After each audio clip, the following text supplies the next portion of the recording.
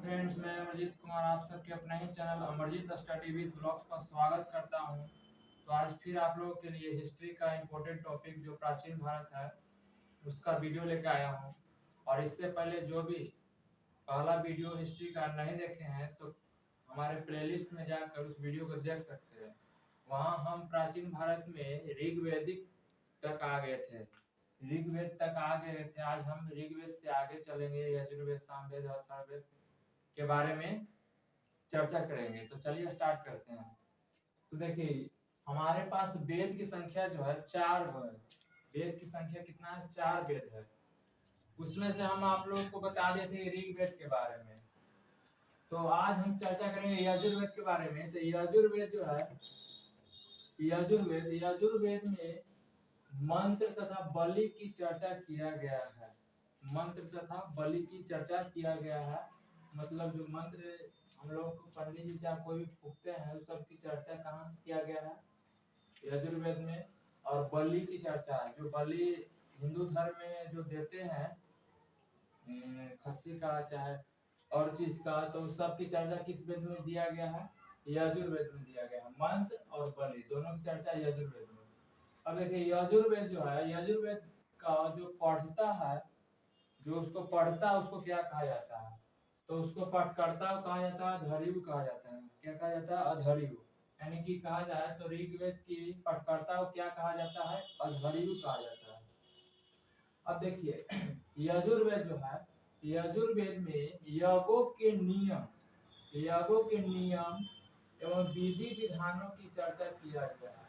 मतलब यज्ञ में जो जो भी नियम किया जाता है पंडित जी के द्वारा, तो उसका नियम और विधि विधान की चर्चा कौन सा वेद में मिलता है? तो यजुर्वेद में मिलता है। तो यज्ञ के नियम और विधि विधान की चर्चा कौन सा वेद में? तो यजुर्वेद में।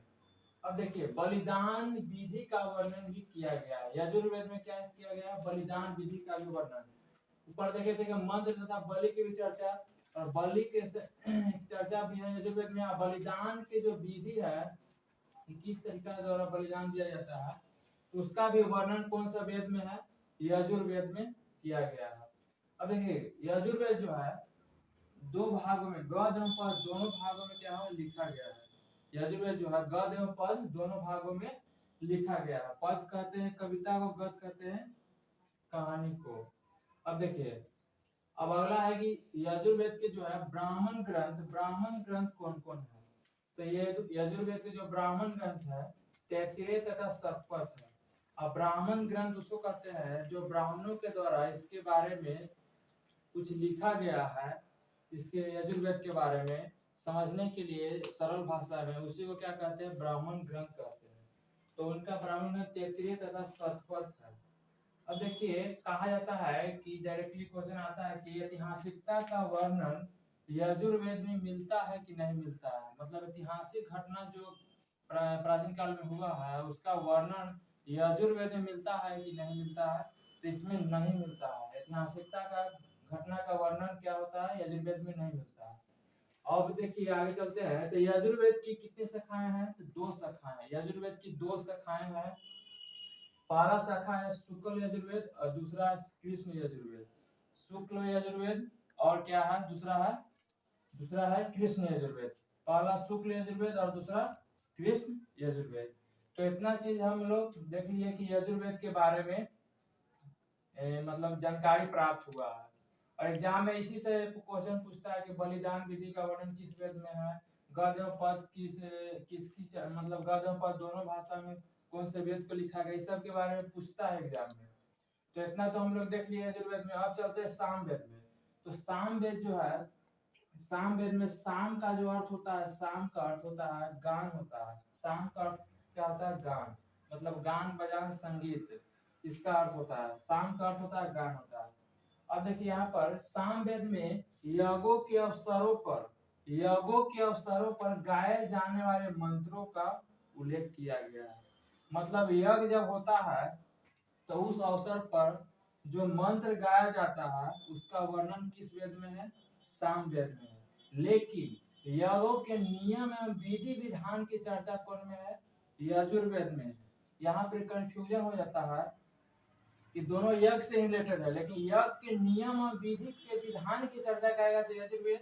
यज्ञों के अवसरों पर जो गाए जाने वाले मंत्र होते हैं, मंत्र, वह सामवेद में मिलता है। क्योंकि गाना क्या होता है, गाय से मतलब समझ लीजिएगा गाना, तो गाना मतलब कौन में होता है, सामवेद में होता है। तो यज्ञों के अवसरों पर गाए जाने वाले मंत्र की चर्चा जो है कौन में है, सामवेद में, और विधि विधान की चर्चा यजुर्वेद में। अब चलते हैं आगे। अब देखिए सामवेद में हम लोग देख लिए थे कि यज्ञों के अवसरों पर जो मंत्र गाया जाता है उसको चर्चा किया गया था सामवेद में। अब आगे चलते हैं तो उसके पाठकर्ता को क्या कहते हैं, मतलब कि जो सामवेद को पढ़ता है, सामवेद को जो पढ़ता है उसको क्या कहा जाता है। तो सामवेद के जो पढ़ता है उसको उदात्री कहा जाता है। क्या कहा जाता है, उदात्री। सामवेद के पाठकर्ता को क्या कहा जाता है, उदात्री कहा जाता है। और ऋग्वेद के पठकर्ता को क्या कहा जाता है, होत्री कहा जाता था। और यजुर्वेद के पठकर्ता को अधर्यु, और सामवेद के पठकर्ता को क्या कहते हैं, उदात्री कहते हैं। अब देखिए इसमें सूक्तों की संख्या 1810 है। सूक्तों की संख्या कितना है, 1810 है। और वो भी किससे लिया गया है, तो ऋग्वेद से लिया गया। किससे लिया गया है, ऋग्वेद से लिया गया है। सूक्त कितनी है, 1810, जो ऋग्वेद से लिया गया। और इसमें जो है सामवेद में भारतीय संगीत, जो भारतीय संगीत है उसका जनक कहा जाए, भारतीय संगीत का जनक, तो वो भी क्या है, कौन सा वेद है, सामवेद ही है। मतलब भारत में जो संगीत का विकास हुआ है वह कौन सा वेद से हुआ है, सामवेद से ही हुआ है। अब देखिए इसमें भी पूछा जाता है कि ऐतिहासिकता की घटना, ऐतिहासिक घटना का वर्णन सामवेद में मिलता है या नहीं मिलता है, तो इसमें भी नहीं मिलता है। इसमें भी क्या होता है, नहीं मिलता है ऐतिहासिक घटना का वर्णन सामवेद में, और नहीं यजुर्वेद में मिलता है। अब देखिए इसका शाखा है, जैसे हम लोग देख लिए थे कि यजुर्वेद में भी शाखा था, 2 शाखा है, शुक्ल यजुर्वेद और कृष्ण यजुर्वेद। तो उसी प्रकार से सामवेद में भी शाखा है, कौथुम शाखा, रनायनी शाखा, जैमिनीय शाखा, या फिर तलवाकर शाखा। मतलब इसमें भी 3 शाखा है, कौथुम, रनायनीय, जैमिनीय, या उसी का नाम है तलवाकर।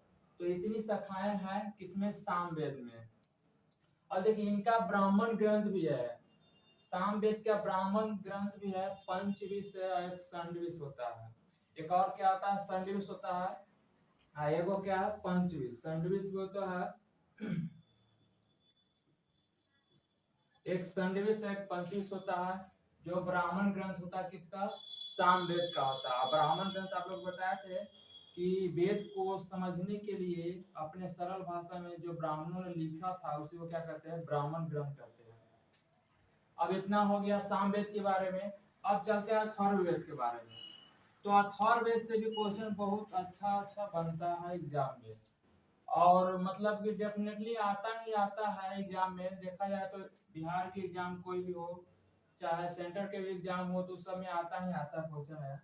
सबसे पहले कहा जाता है कि अथर्ववेद की रचना कौन किया था। तो अथर्ववेद की रचना जो है अथर्वा ऋषि के द्वारा किया गया था। कौन किया था, अथर्वा ऋषि। अथर्ववेद की रचना कौन किए थे, अथर्वा ऋषि। इसमें मंत्र जो है, मंत्र अथर्ववेद में मंत्र जो है 731 मंत्र है। कितना, 731 मंत्र है। और पद जो है, पद 6000 पद है। यानी कि कविताएं कितना है, 6000 कविताएं हैं, यानी कि पद कितना है, 6000 है। अब देखिए इसमें कुछ कुछ बुराई भी मतलब कि इसमें वर्णन है। जैसे कहा गया है कन्याओं के जन्म जब होता है तो यह वेद जो है उसका निंदा करता है। मतलब कन्याओं के जन्म से यह वेद खुश नहीं होता है, मतलब निंदा करता है। मतलब लड़की जब जन्म लेगा तो इस वेद में उसको निंदनीय कहा गया है, तो यह एक गलत बात है।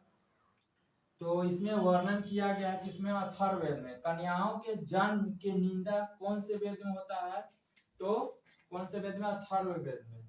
अब देखिए मनुष्य के विचार तथा अंधविश्वास, जो सबसे ज्यादा हम लोग को होता है मनुष्य के विचार और अंधविश्वास, वो भी वर्णन है कौन से वेद में, कौन से वेद में। तो आप लोग को बता रहे थे कि मनुष्य के जो विचार है, मनुष्य का विचार और अंधविश्वास, ये दोनों की चर्चा जो है हमारा अथर्ववेद में क्या होता है, मिलता है। मनुष्य का जो विचार होता है, सोचने समझने का और अंधविश्वास जो होता है, वो भी चर्चा कौन से वेद में, तो अथर्ववेद में। और यहाँ पर और चर्चा किया गया है, गृह निर्माण की भी चर्चा किया गया है, विवाह की भी चर्चा किया गया है। साप मतलब वो साप, अभिशाप जो मिलता है, श्राप, वही जो साप है, वशीकरण है, जादू टोना, इस सब की चर्चा जो है कौन सा वेद में मिलता है, अथर्ववेद में मिलता है। अब देखिए इसमें प्रजापति की पुत्री कहा गया है अथर्ववेद में। सावा एवं समिति जो दो संगठन था अथर्ववेद में, उनको क्या कहा गया, प्रजापति की पुत्री कहा गया है, सावा एवं समिति को। और जो अथर्ववेद है सबसे कहा जाए तो सबसे नया वेद है, यानी सबसे बाद का वेद है। यानी कि अथर्ववेद जो है सबसे बाद का वेद है, मतलब सबसे नया वेद है। तो अथर्ववेद क्या है, सबसे नया वेद, सबसे प्राचीन ऋग्वेद, फिर यजुर्वेद, फिर सामवेद, फिर अथर्ववेद लास्ट में।